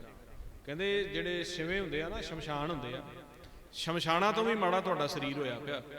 ਕਿਉਂਕਿ ਸ਼ਮਸ਼ਾਨ ਦੇ ਵਿੱਚ ਜਦੋਂ ਦੇਹ ਦਾ ਸੰਸਕਾਰ ਕਰਨ ਜਾਂਦੇ ਆ, ਉੱਥੇ ਫਿਰ ਕੋਈ ਸੜਦੇ ਹੋਏ ਸਰੀਰ ਨੂੰ ਦੇਖ ਕੇ 2-4 ਮਿੰਟ ਰੱਬ ਨੂੰ ਯਾਦ ਕਰ ਲੈਂਦਾ। ਕਹਿੰਦੇ ਤੂੰ ਤਾਂ ਉਹ ਸ਼ਮਸ਼ਾਨਾਂ ਤੋਂ ਵੀ ਮਾੜਾ, ਵੀ ਸਾਰੀ ਦਿਹਾੜੀ 2-4 ਮਿੰਟ ਕੀ ਇੱਕ ਖਿੰਨ ਵੀ ਰੱਬ ਨੂੰ ਯਾਦ ਕਰਦੇ। ਸ਼ਮਸ਼ਾਨ ਦੇ ਵਿੱਚ ਵੀ 2-4 ਮਿੰਟ ਅਗਲੇ ਕਹਿ ਦਿੰਦੇ ਵੀ ਆਪਾਂ ਵੀ ਰੱਬ ਕੋਲ ਜਾਣਾ, ਪਰ ਸਾਡੇ ਘਰਾਂ ਵਿੱਚ, ਸਾਡੇ ਸਰੀਰ ਵਿੱਚ, ਸਾਡੇ ਕਮਰੇ 'ਚ ਅਸੀਂ 2-4 ਮਿੰਟ ਕੀ ਇੱਕ ਖਿੰਨ ਨਹੀਂ ਕਰਦੇ, ਸਾਰੀ ਦਿਹਾੜੀ ਕੂੜ ਦਾ ਵਪਾਰ ਚੱਲਦਾ। ਤੇ ਫਿਰ ਮਹਾਰਾਜ ਕੀ ਕਹਿੰਦੇ? ਜਿੱਤ ਘਰ ਹਰ ਕੰਤ ਨਾ ਪ੍ਰਗਟੀ, ਭੱਠ ਨਗਰ ਸਿਗਰਾਮ। ਸੜੇ ਹੋਏ ਉਹ ਧਰਤੀਆਂ ਆ। ਤੇ ਉਹ ਕੌਣ ਨੇ? ਜਿਹੜੇ ਸਾਡੇ ਨਾਲ ਨੇ, ਜਿਹੜੇ ਸਾਨੂੰ ਯਾਦ ਨਹੀਂ ਕਰਨ ਦਿੰਦੇ। ਘਰ ਦੇ ਵਿੱਚੋਂ ਇੱਕ ਨਾਮ ਜਪਣ ਲੱਗੇ, 4 ਉਹਦੀਆਂ ਲੱਤਾਂ ਖਿੱਚਣ ਵਾਲੇ ਤਿਆਰ ਹੋ ਜਾਂਦੇ। ਪਹਿਲੋਂ ਆਹ ਕੰਮ ਤਾਂ ਕਰ ਲੈ, ਪਹਿਲੋਂ ਖੇਤ ਵਾਲਾ ਕੰਮ ਤਾਂ ਨਿਬੇੜ ਲਾ, ਜਵਾਕ ਤਾਂ ਸਾਂਭ ਲਾ, ਤੈਨੂੰ ਇਹੀ ਕੰਮ ਹੈ ਸਾਰਾ ਦਿਨ। ਉਹ ਕੌਣ ਨੇ? ਮੀਤ ਸੱਜਣ ਸਭ ਜਾਮ। ਉਹ ਜਾਮ ਨੇ। ਮਹਾਰਾਜ ਕਹਿੰਦੇ ਸੂਖਮ ਜਮ ਵਿਖਦੇ ਨਹੀਂ, ਤੇ ਆਹ ਜਿਹੜੇ ਭਾਈ ਭੈਣ ਸੱਜਣ, ਇਹ ਸਾਰੇ ਜਮ ਨੇ, ਜਮ ਚੰਬੜ ਜਾਂਦੇ ਨੇ। ਜੇ ਕੋਈ ਮਾੜਾ ਮੋਟਾ ਬਾਣੀ ਪੜ੍ਹਨ ਲੱਗੇ, ਕਹਿੰਦੇ ਇਹਨੂੰ ਤਾਂ ਕੰਮ ਹੀ ਹੈ, ਵਿਹਲਾ ਸਾਰੀ ਦਿਹਾੜੀ ਇਹਨੂੰ ਇਹੀ ਕੰਮ ਹੈ। ਜੇ ਕੋਈ ਸਿਮਰਨ ਕਰਨ ਲੱਗੇ, ਜੇ ਕੋਈ ਕਹਿ ਦੇ ਵੀ ਅੱਜ ਸੰਗਤ ਦੇ ਵਿੱਚ ਜਾਣਾ, ਉਹਨੂੰ 10 ਕੰਮਾਂ ਦੀ ਲਿਸਟ ਬਣਾ ਕੇ ਉਹਦੇ ਮਨ ਦੇ ਉੱਤੇ ਜਾਲ ਪਾ ਦਿੰਦੇ ਵੀ ਤੂੰ ਨਹੀਂ ਜਾ ਸਕਦਾ। ਫਿਰ ਮਹਾਰਾਜ ਕਹਿੰਦੇ ਇਹਨਾਂ ਨੇ ਨਾਲ ਥੋੜੀ ਨਾ ਨਿਭਣਾ, ਇੱਥੋਂ ਤਾਈਂ ਤਾਂ ਈਸਾਈ ਹੋ ਸਕਦੇ ਆ, ਪਰ ਜਿਹੜਾ ਆਪਣਾ ਪਿੰਡ ਆ ਉਹ ਸੂਖਮ ਹੈ। ਜਹ ਮਾਤ ਪਿਤਾ ਸੁਤ ਮੀਤ ਨਾ ਭਾਈ, ਮਾਨੂਹਾ ਨਾਮ ਤੇਰੇ ਸੰਗ ਸਾਈ। ਉੱਥੇ ਉਹ ਅਨਹਦ ਨਾਮ ਨੇ ਤੈਨੂੰ ਬਚਾਉਣਾ। ਹੁਣ ਸੁਪਨੇ ਦੇ ਵਿੱਚ ਸਾਨੂੰ ਕੋਈ ਫੜ ਕੇ ਕੁੱਟੇ ਤੇ ਆਪਾਂ ਸੁਪਨੇ 'ਚ ਰੋਲਾ ਪਾਈ ਜਾਈਏ ਮੈਨੂੰ ਬਚਾ ਲਓ, ਕੋਈ ਬਚਾ ਸਕਦਾ? ਇਸੇ ਤਰ੍ਹਾਂ ਉਹ ਸੁਪਨੇ ਤਰ੍ਹਾਂ ਹੀ ਆ। ਇੱਥੋਂ ਸਰੀਰ ਦੇ ਵਿੱਚੋਂ ਵੱਖ ਕਰਕੇ ਸੁੰਨ ਦੇ ਵਿੱਚ ਜਦੋਂ ਜੰਮ ਕੁੱਟਦੇ ਆ ਨਾ ਸੂਖਮ ਮਨ ਨੂੰ, ਤੇ ਕੀ ਕਹਿੰਦੇ, ਪਾਪੀ ਕਰਮ ਕਮਾਵਦੇ ਕਰਦੇ ਹਾਏ ਹਾਏ, ਨਾਨਕ ਜਿਉਂ ਮਥਨ ਮਧਾਣੀਆਂ, ਨਾਨਕ ਜਿਉਂ ਮਥਨ ਮਧਾਣੀਆਂ ਤਿਉਂ ਮਥੈ ਧਰਮ ਰਾਏ। ਗੁਰੂ ਸਾਹਿਬ ਕਹਿੰਦੇ ਅੱਗਾ ਕਹਿੰਦੇ, ਆਪਾਂ ਕਹਿੰਦੇ ਇੱਥੇ ਕਹਿੰਦੇ ਨੇ ਵੀ ਅੱਗਾ ਕਿਹਨੇ ਵੇਖਿਆ, ਇਹ ਜੱਗ ਮਿੱਠਾ ਅਗਲਾ ਕਿਹਨੇ ਡਿੱਠਾ, ਆਪਾਂ ਤੇ ਇਹ ਕਹਿੰਦੇ। ਤੇ ਗੁਰੂ ਨਾਨਕ ਕਹਿੰਦੇ ਮੈਂ ਦੱਸ ਦਿੰਦਾ, ਤਿਤ ਸਰਵਰੜੇ ਭਈਲੇ ਨਿਵਾਸਾ, ਪਾਣੀ ਪਾਵਕ ਤਿਨੇ ਕੀਆ, ਪੰਕਜ ਮੋਹ ਪਗ ਨਹੀਂ ਚਾਲੇ, ਹਮ ਦੇਖਾ ਤੈ ਡੋਬਿਆ। ਕਹਿੰਦੇ ਅਸੀਂ ਦੱਸ ਦਿੰਦੇ ਆ, ਇਹ ਦ੍ਰਿਸ਼ਟਮਾਨ ਦੁਨੀਆ ਤੁਹਾਨੂੰ ਦਿਖਦੀ ਹੈ, ਸੂਖਮ ਨਹੀਂ ਨਾ ਦੇਖਦੀ। ਤੇ ਤਾਂ ਹੀ ਕਹਿੰਦੇ ਗੁਰੂ ਗ੍ਰੰਥ ਸਾਹਿਬ ਮਹਾਰਾਜ ਦੱਸਦੇ ਪਿਆ ਵੀ ਇੱਥੋਂ ਜਦੋਂ ਅਸੀਂ ਸਰੀਰ ਚੋਂ ਨਿਕਲਦੇ ਹਾਂ, ਤੱਤੇ ਜਲ ਦੇ ਸਰੋਵਰ ਦੇ ਵਿੱਚ ਕਹਿੰਦੇ ਰਿੜਕਦੇ ਹੋਏ ਸੂਖਮ ਮਣਾ ਨੂੰ ਅਸੀਂ ਦੇਖਿਆ, ਹਮ ਦੇਖਾ ਤੈ ਡੂਬਿਅਲੇ। ਤੇ ਉੱਥੇ ਫਿਰ ਖੜੇ ਹੋਏ ਜਿਹੜੇ ਸੂਖਮ ਮਨ ਨੇ, ਦੇਵ ਪੁਰਸ਼ ਹੁੰਦੇ ਆ, ਉਹ ਲਾਂਤਾਂ ਪਾਉਂਦੇ ਆ, ਮਨ ਏਕ ਨਾ ਚੇਤਸ ਮੂੜ ਮਣਾ, ਹਰ ਵਿਸਰਤ ਤੇਰੇ ਗੁਣ ਗਲੇ। ਆ ਜਿਹੜੇ ਤੇਰੇ ਹਾਲਾਤ ਹੋਏ ਆ ਨਾ, ਕਹਿੰਦੇ ਉੱਥੇ ਕਹਿੰਦੇ ਆ ਦੇਵ ਪੁਰਸ਼ ਕਹਿੰਦੇ ਆ, ਕਹਿੰਦੇ ਹਰੀ ਨੂੰ ਵਿਸਾਰਿਆ ਨਾ, ਆ ਦੇਖ ਲੈ ਗੁਣ ਗਲ ਗਏ ਤੇਰੇ ਸਾਰੇ। ਉੱਥੇ ਕਹਿੰਦਾ ਹੈ ਮੈਂ ਬੜਾ ਗੁਣੀ ਆ, ਮੇਰੇ ਵਰਗਾ ਕੋਈ ਕਿਸਾਨ ਨਹੀਂ, ਮੇਰੇ ਵਰਗਾ ਕੋਈ ਮਿਸਤਰੀ ਨਹੀਂ, ਮੇਰੇ ਵਰਗਾ ਕੋਈ ਸ਼ਾਹ ਨਹੀਂ, ਮੇਰੇ ਵਰਗਾ ਕੋਈ ਰਾਜਨੇਤਾ ਨਹੀਂ। ਆ ਤੇਰੇ ਗੁਣ ਉੱਥੇ, ਉਹ ਦੁਨਿਆਵੀ ਗੁਣ ਇੱਥੇ ਨਹੀਂ ਕੰਮ ਆਉਂਦੇ। ਇੱਥੇ ਕੰਮ ਕੀ ਆਉਂਦਾ ਹੈ, ਜੈ ਮਾਤ ਪਿਤਾ ਸੁਤ ਮੀਤ ਨਾ ਭਾਈ, ਮਾਨੂ ਹਾਂ ਨਾਮ ਤੇਰੇ ਸੰਗ ਸੰਗ। ਹੁਣ ਨਾਮ ਨੂੰ ਆਪਾਂ ਪ੍ਰਗਟ ਕਰਨਾ, ਤੇ ਨਾਮ ਉਦੋਂ ਪ੍ਰਗਟ ਹੋਊਗਾ ਜਦੋਂ ਅਸੀਂ ਇੱਥੋਂ ਗੁਰ ਮੰਤਰ ਕਰਾਂਗੇ। ਵਾਹਿਗੁਰੂ ਦਾ ਗੁਰ ਮੰਤਰ ਜਦੋਂ ਅਸੀਂ ਬੋਲਾਂਗੇ, ਬੋਲ ਬੋਲ ਕੇ ਆਪ ਦੀ ਆਵਾਜ਼ ਦੇ ਵਿੱਚ ਧਿਆਨ ਧਰਾਂਗੇ, ਫਿਰ ਸਾਡੇ ਅੰਦਰ ਹੌਲੀ ਹੌਲੀ ਜਿਵੇਂ ਮਨ ਦੀ ਸਹਿਜ ਬਣੂਗੀ। ਇਹਨਾਂ ਕੰਨਾਂ ਦੇ ਅੰਦਰਲੇ ਪਾਸੇ ਆ ਡੂੰਘ ਵਿੱਚ, ਆ ਕੰਨਾਂ ਦੀ ਕਰੂੰਬਲ ਆ, ਪੋਲਾ ਮਾਸ ਆ ਨਾ, ਇਹਦੇ ਨੀਚੇ ਡੂੰਘ ਦੇ ਵਿੱਚ ਅੰਦਰੋਂ ਆਵਾਜ਼ ਪ੍ਰਗਟ ਹੁੰਦੀ ਆ। ਉਹ ਕੋਈ ਬਾਣੀ ਜਾਂ ਉਹ ਨਹੀਂ, ਸਾਜ਼ ਚੱਲਦਾ, ਜਿਸ ਤਰ੍ਹਾਂ ਬੀਂਡੇ ਦੀ ਆਵਾਜ਼ ਆ, ਘੁੰਗਰੂ ਦੀ ਆਵਾਜ਼ ਆ, ਜਿਸ ਤਰ੍ਹਾਂ ਢੋਲਕੀ ਦੀ ਆਵਾਜ਼ ਆ। ਬਚਨ ਕਰਦੇ ਬਾਣੀ ਵਿੱਚ, ਕਰ ਕਰ ਤਾਲ ਪਖਾਵਜ ਨੈਣੋ, ਮਾਥੇ ਵਜੈ ਰਬਾਬਾ, ਕਰਨੋ ਮਦ ਬਾਂਸਰੀ ਵਾਜੈ, ਜੀਵਾ ਧੁਨ ਅਗਾਜ। ਮਸਤਕ ਤੇ ਐਂ ਲੱਗਦਾ ਜਿਵੇਂ ਰਬਾਬ ਵੱਜਦਾ, ਨੇਤਰਾਂ ਤੇ ਐਂ ਲੱਗਦਾ ਜਿਵੇਂ ਢੋਲਕੀਆਂ ਵੱਜਦੀਆਂ, ਕੰਨਾਂ 'ਚ ਐਂ ਲੱਗਦਾ ਜਿਵੇਂ ਬਾਂਸਰੀ ਵੱਜਦੀ। ਤੇ ਕਹਿੰਦੇ ਨਿਰਤ ਕਰਿਆ ਕਰ ਮਨੂਆ ਨਾਚੇ ਆਣੇ ਘੂੰਗਰ ਸਾਜਾ, ਵਾਲ ਐਂ ਲੱਗਦੇ ਆ ਵੀ ਜਿਵੇਂ ਅੰਦਰੋਂ ਸਾਰਾ ਘੁੰਗਰੂ ਵੱਜਦੇ ਹੁੰਦੇ ਆ। ਮਹਾਰਾਜ ਸੱਚੇ ਪਾਤਸ਼ਾਹ ਦੀ ਬਾਣੀ ਵਚਨ ਕਰ, ਉਹ ਕਦੇ ਆਪਾਂ ਇਸ ਤਰ੍ਹਾਂ ਬਾਣੀ ਵਿਚਾਰੀ ਆ? ਆਪਾਂ ਨਹੀਂ ਵਿਚਾਰੀ। ਆਪਾਂ ਤਾਂ ਬਾਣੀ ਵੱਧ ਕਰਕੇ ਉਦੋਂ ਵਿਚਾਰਦੇ ਆ ਵੀ ਜਦੋਂ ਕੋਈ ਘਰ ਦੇ ਵਿੱਚ ਘਾਟਾ ਪੈ ਜਾਂਦਾ, ਕੋਈ ਗਿਆਨੀ ਜਾਂ ਕੋਈ ਨਾੜੀ ਕਹਿ ਦਿੰਦਾ ਵੀ ਬਾਬਾ ਜੀ 2 ਪਾਠ ਕਰਾ ਲਓ, ਤੁਹਾਡੇ ਕਾਰਜ ਸਾਰੇ ਸੁਧਰ ਜਾਣਗੇ। ਜੇ ਅਸੀਂ ਕਿਤੇ ਬਾਹਰ ਜਾਣਾ, ਅਸੀਂ ਕਹਿ ਦਿੰਦੇ ਹੁਕਮਨਾਮਾ ਸਾਹਿਬ ਦੱਸਿਓ। ਤੇ ਜੇ ਤਾਂ ਹੁਕਮਨਾਮਾ ਸਾਹਿਬ ਕਿਤੇ ਆ ਗਿਆ ਬਈ ਤਾਤੀ ਵਾਉ ਨਾ ਲੱਗੀ ਪਾਰ ਬ੍ਰਹਮ ਸਰਨਾਈ, ਫਿਰ ਤਾਂ ਠੀਕ ਹੈ। ਤੇ ਜੇ ਕਿਤੇ ਗ੍ਰੰਥੀ ਸਿੰਘ ਤੋਂ ਭੁੱਲ ਭੁਲੇਖੇ ਅਲਾਣੀਆਂ ਦੇ ਵਿੱਚੋਂ ਜਾਂ ਕਿਤੇ ਰਾਮਕਲੀ ਸੱਦ ਵਿੱਚੋਂ ਪੱਤਰਾ ਖੁੱਲ ਜਾਂਦੇ, ਗ੍ਰੰਥੀ ਸਿੰਘ ਨੂੰ ਫੜ ਲੈਂਦੇ, ਇਹ ਤਾਂ ਹੁਕਮਨਾਮਾ ਹੀ ਬਾਬਾ ਗਲਤ ਲੈਂਦਾ। ਤੇ ਬਾਣੀ ਸਾਰੀ ਇੱਕ ਹੈ, ਹੁਕਮਨਾਮਾ ਗਲਤ ਤੇ ਸਹੀ ਕਿਵੇਂ ਹੋ ਗਿਆ? ਕਿਉਂਕਿ ਸਾਡੇ ਜਹਾਜ਼ ਵਾਸਤੇ, ਸਾਡੇ ਜਵਾਕਾਂ ਵਾਸਤੇ ਬਾਣੀ ਨਹੀਂ ਲਿਖੀ ਵੀ ਤੁਸੀਂ ਜਹਾਜ਼ ਚੜ ਜਾਓਗੇ, ਤੁਹਾਡੇ ਉਹ ਵੱਖਰੇ ਸ਼ਬਦ ਪਾ ਦਈਏ, ਤੁਹਾਡੇ ਸਰੀਰ ਨੂੰ ਆਰਾਮ ਆ ਜਾਏ, ਉਹ ਵੱਖਰੇ ਸ਼ਬਦ ਪਾ ਲਈਏ। ਇਹ ਬਾਣੀ ਦੇ ਬਚਨ ਜਿਹੜੇ ਆ, ਇਹ ਅਸੀਂ ਢਾਲ ਲਏ ਆ। ਇਹ ਬਾਣੀ ਮਿਲਾਪ ਵਾਸਤੇ ਲਿਖੀ ਗਈ ਆ। ਜਿਹੜੀ ਮੈਂ ਪਹਿਲੋਂ ਗੱਲ ਸ਼ੁਰੂ ਕੀਤੀ ਆ ਵੀ ਆਮ ਗ੍ਰੰਥਾਂ ਤੋਂ, ਆਮ ਵੇਦਾਂ ਸ਼ਾਸਤਰਾਂ ਤੋਂ ਇਹਨਾਂ ਨੂੰ ਇੰਨੀ ਕਿਉਂ ਤਰਜੀਹ ਆ? ਗੁਰੂ ਗੋਬਿੰਦ ਸਿੰਘ ਮਹਾਰਾਜ ਜੀ ਨੂੰ ਕੀ ਸੁਝਿਆ ਸੀਗਾ ਵੀ ਉਹਨਾਂ ਨੇ ਇਹਨਾਂ ਨੂੰ ਕਹਿਣਾ ਸੀਗਾ ਵੀ ਸਤਿਗੁਰ ਦੀ ਬਾਣੀ ਹੈ? ਤੇ ਇੰਨੇ ਅਨੇਕਾਂ ਸਿੰਘਾਂ ਨੂੰ ਕੀ ਸੁਝਿਆ? ਹੋਰ ਵੀ ਤਾਂ ਗੁਰੂ ਘਰ ਪਾਸੋਂ ਗ੍ਰੰਥ ਸਾਹਿਬ ਸਾਨੂੰ ਦਿੱਤੇ ਹੀ ਆ ਨਾ, ਸਰਬਲੋ ਗ੍ਰੰਥ ਹੈ। ਹੋਰ ਵੀ ਗੁਰੂ ਘਰ ਦੇ ਵਿੱਚ ਜਿਹੜੇ ਅਨੇਕਾਂ ਹੀ ਐਸੇ ਇਤਿਹਾਸ ਦੇ ਗ੍ਰੰਥ ਨੇ, ਬਾਣੀ ਦੇ ਗ੍ਰੰਥ ਨੇ, ਜਿਨ੍ਹਾਂ ਦੇ ਵਿੱਚ ਬਚਨ ਨੇ, ਪਰ ਗੁਰੂ ਗ੍ਰੰਥ ਸਾਹਿਬ ਮਹਾਰਾਜ ਦੀ ਇੰਨੀ ਤਰਜੀਹ ਕਿਉਂ? ਕਿਉਂਕਿ ਇਹਨਾਂ ਵਿੱਚ ਮਿਲਾਪ ਦੀ ਕਹਾਣੀ। ਮਿਲਾਪ ਦਾ ਮਤਲਬ ਕੀ ਹੈ? ਬਾਣੀ ਇਸ ਕਰਕੇ ਲਿਖੀ ਗਈ ਆ ਵੀ ਮਨ ਦਾ ਪ੍ਰਕਾਸ਼ ਵਿੱਚ ਅਭੇਦ ਕਿਵੇਂ ਹੋਵੇ, ਨਾ ਕਿ ਬਾਣੀ ਇਸ ਕਰਕੇ ਲਿਖੀ ਗਈ ਆ ਵੀ ਜੇ ਵੀਜ਼ਾ ਨਹੀਂ ਲੱਗਦਾ ਤੇ ਪਾਠ ਕਰਾ ਲਓ, ਜੇ ਜਵਾਕ ਨਹੀਂ ਪੜ੍ਹਦਾ ਤੇ ਪਾਠ ਕਰਾ ਲਓ, ਜੇ ਬੁਖਾਰ ਨਹੀਂ ਉਤਰਦਾ ਤੇ ਪਾਠ ਕਰਾ ਲਓ, ਜੇ ਖੇਤੀ ਵਿੱਚ ਘਾਟਾ ਪੈ ਗਿਆ ਪਾਠ ਕਰਾ ਲਓ, ਬੋਰ ਦਾ ਮਿੱਠਾ ਪਾਣੀ ਨਹੀਂ ਨਿਕਲਦਾ ਪਾਠ ਕਰਾ ਲਓ। ਅਸੀਂ ਇਹ ਕੰਮ ਕਰਨ ਲੱਗ ਪਏ। ਬ੍ਰਹਮ ਦਾ ਗਿਆਨ ਹੈ, ਉਹਨੂੰ ਬੋਰ ਦੇ ਪਾਣੀ 'ਚ ਲੈ ਜਾਂਦਾ। ਕਿਉਂ? ਮਹਾਰਾਜ ਸੱਚੇ ਪਾਤਸ਼ਾਹ ਦੀ ਵਡਿਆਈ ਨਹੀਂ ਸਮਝਦੇ ਆਪਾਂ ਵੀ ਇਹਦੇ ਵਿੱਚ ਕਿਤੇ ਲਿਖਿਆ ਵੀ ਬੋਰ ਦੇ ਮਿੱਠੇ ਪਾਣੀ ਵਾਸਤੇ ਜਾਂ ਜਵਾਕ ਵਾਸਤੇ ਜਾਂ ਵੀਜੇ ਵਾਸਤੇ ਆ ਸ਼ਬਦ ਆ। ਹਾਂ, ਮਹਾਰਾਜ ਨੇ ਇੰਨਾ ਬਚਨ ਜ਼ਰੂਰ ਕੀਤਾ, ਜੇ ਤੂੰ ਚਾਹੁੰਦਾ ਵੀ ਦੁਨੀਆ ਦੇ ਵਿੱਚ ਰਹਿੰਦੇ ਹੋਇਆਂ ਮੈਨੂੰ ਕਿਸੇ ਪ੍ਰਕਾਰ ਦੀ ਕੋਈ ਦਿੱਕਤ ਨਾ ਆਵੇ, ਤਾਂ ਕਹਿੰਦੇ ਥਿਰ ਘਰ ਵੈਸੋ ਹਰ ਜਨ ਪਿਆਰੇ, ਸਤਿਗੁਰ ਤੁਮਰੇ ਕਾਜ ਸਵਾਰ। ਤੂੰ 10ਵਾਂ ਘਰ ਖੋਲ ਕੇ ਨਾਦ ਵਿੱਚ ਧਿਆਨ ਧਰ ਕੇ ਬੈਠ, ਉਸ ਸੱਚ ਦੇ ਵਿੱਚ ਧਿਆਨ ਧਰ ਕੇ ਬੈਠ, ਤੇਰੇ ਕਾਰਜ ਮੈਂ ਆਪ ਸਵਾਰ। ਤਾਤੀ ਵਾਉ ਨਾ ਲੱਗਈ, ਅੱਗੇ ਕੀ ਕਹਿੰਦੇ ਨੇ? ਪਾਰ ਬ੍ਰਹਮ ਸ਼ਰਨਾਈ। ਜੇ ਤੂੰ ਮੇਰੀ ਸ਼ਰਨ ਦੇ ਵਿੱਚ ਬੈਠੇਗਾ ਆ ਕੇ, ਤੈਨੂੰ ਮੈਂ ਤੱਤੀ ਬਾਹ ਨਹੀਂ ਲੱਗਣ ਦਿਆਂਗਾ। ਕੀ ਕਰਾਂਗਾ ਮੈਂ? ਚੌਗਿਰਦ ਹਮਾਰੇ ਰਾਮ ਕਾਰ ਦੁੱਖ ਲੱਗੇ ਨਾ ਭਾਈ। ਪ੍ਰਕਾਸ਼ ਦੀ ਕਾਰ ਐਸੀ ਬਣਾ ਦਿਆਂਗਾ ਤੈਨੂੰ ਦੁੱਖ ਨਹੀਂ ਲੱਗੇਗਾ। ਫਿਰ ਆਪਾਂ ਸ਼ਰਨ ਦੇ ਵਿੱਚ ਬੈਠਦੇ ਤਾਂ ਹੈ ਨਹੀਂ। ਸਵੇਰ ਤੋਂ ਲੈ ਕੇ ਸ਼ਾਮ ਤੱਕ ਕਿੰਨੀ ਕੁ ਦੇਰ ਆਪਾਂ ਸ਼ਰਨ 'ਚ ਬੈਠਦੇ, ਕਿੰਨਾ ਕੁ ਆਪਾਂ ਨਾਮ ਜਪਦੇ। ਸੋ ਇਸ ਤਰ੍ਹਾਂ ਗੁਰਬਾਣੀ ਗੁਰੂ ਦੇ ਅੱਜ ਬੜਾ ਗੁਰਮੁਖਾਂ ਨੇ ਉਪਰਾਲਾ ਕੀਤਾ ਹੈ। ਪ੍ਰਕਾਸ਼ ਪੁਰਬ ਮਨਾਉਣ ਦਾ ਭਾਵ ਇਹ ਹੀ ਹੈ ਵੀ ਜੋ ਸੱਚੇ ਪਾਤਸ਼ਾਹ ਜੀ ਦੇ ਬਚਨ ਨੇ ਇਹਨਾਂ ਦੀ ਵਿਚਾਰ ਕੀਤੀ ਜਾਏ। ਆਪਾਂ ਆਪ ਪੜ੍ਹੀਏ, ਜਿਵੇਂ ਸੰਸਾਰੀ ਵਿੱਦਿਆ ਲੈਣ ਦੇ ਲਈ ਅਸੀਂ 20-25 ਸਾਲ ਸਕੂਲਾਂ ਕਾਲਜਾਂ ਦੇ ਵਿੱਚ ਪੱਲਿਓਂ ਪੈਸੇ ਦੇ ਕੇ ਜਿਹੜਾ ਹੈ ਉਹ ਕੱਢ ਦਿੰਦੇ ਆ ਸੰਸਾਰੀ ਵਿੱਦਿਆ ਲੈਣ ਦੇ ਲਈ। ਹਾਸਲ ਉਹਦੇ ਵਿੱਚੋਂ ਕੁਝ ਵੀ ਨਹੀਂ ਹੁੰਦਾ। ਔਰ ਇਸੇ ਤਰ੍ਹਾਂ ਇਹ ਬ੍ਰਹਮ ਦੀ ਵਿੱਦਿਆ ਅੱਜ ਅਸੀਂ ਆਪ ਨਹੀਂ ਪੜ੍ਹ ਰਹੇ, ਸਾਡੇ ਬੱਚੇ ਨਹੀਂ ਪੜ੍ਹ ਰਹੇ।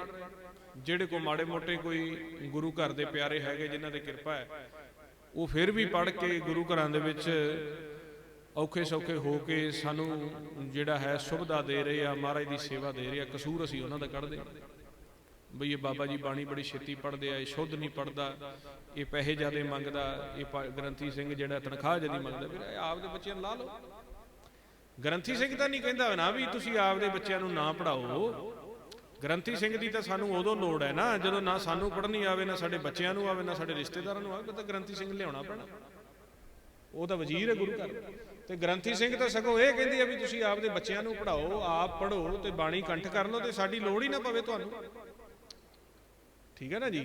ਜੋ ਸੇਵਾ ਕਰਦੇ ਪਏ ਨੇ ਕਸੂਰ ਸਾਡਾ ਹੈ। ਅਸੀਂ ਬਾਣੀ ਤੋਂ ਦੂਰ ਹੁੰਦੇ ਜਾ ਰਹੇ ਹਾਂ। ਅਸੀਂ ਇੰਗਲਿਸ਼ ਸਿੱਖਣ ਦੇ ਲਈ 10-10, 20-20 ਲੱਖ ਰੁਪਈਆ ਲਾ ਕੇ ਜਾ ਰਹੇ ਹਾਂ। ਕਾਪੀਆਂ ਕਿਤਾਬਾਂ ਯੂਨੀਵਰਸਿਟੀਆਂ ਸਕੂਲਾਂ ਦੇ ਵਿੱਚ ਅਨੇਕਾਂ ਖਰਚ ਕਰਦੇ ਹਾਂ। ਬਾਣੀ ਕਿਉਂ ਨਹੀਂ ਪੜ੍ਹਦੇ ਸੀ? ਕਿਉਂਕਿ ਸਾਨੂੰ ਇਹ ਦ੍ਰਿੜ ਕਰਵਾ ਦਿੱਤਾ ਗਿਆ ਵੀ ਬਸ 50, 100, 500 ਦਾ ਮੱਥਾ ਟੇਕੋ ਤੇ ਇਹਨਾਂ ਨੂੰ ਅਸੀਂ ਇੱਕ ਦੁਨਿਆਵੀ ਮੂਰਤ ਸਮਝ ਲਿਆ। ਇਹ ਸ਼ਬਦ ਮੂਰਤ ਆ। ਗੁਰੂ ਗ੍ਰੰਥ ਸਾਹਿਬ ਦੇ ਅੱਗੇ ਮੱਥਾ ਟੇਕੋ ਜਾਂ ਨਾ ਟੇਕੋ, ਪਰ ਜੇ ਤੁਸੀਂ ਬਾਣੀ ਨਹੀਂ ਪੜ੍ਹਦੇ ਤਾਂ ਇੱਕ ਬਰਾਬਰ ਹੀ ਹੈ। ਜੇ ਆਪਾਂ ਮੱਥਾ ਟੇਕਦਾ ਜਾਂ ਨਾ ਟੇਕਿਆ, ਪਰ ਜੇ ਬਾਣੀ ਨਹੀਂ ਪੜ੍ਹਦੇ ਤਾਂ ਇੱਕ ਬਰਾਬਰ ਹੈ। ਜੇ ਮੱਥਾ ਟੇਕ ਕੇ ਅਪਰਾਧੀ ਦੁਣਾ ਨਿਵੈ ਜੋ ਹੰਤਾ ਮਿਰਗਾਏ।